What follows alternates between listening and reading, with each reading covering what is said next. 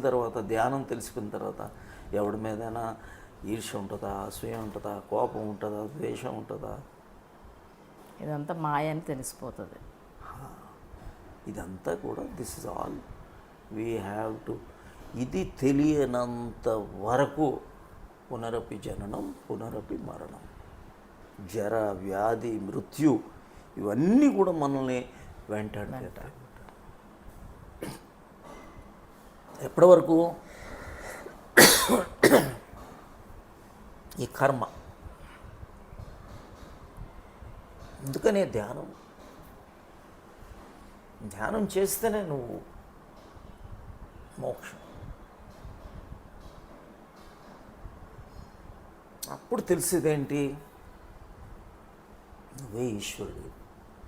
ఈశ్వరలింగం ఎక్కడుంది? శివలింగం ఎక్కడుంది? నీలోనే అంతా.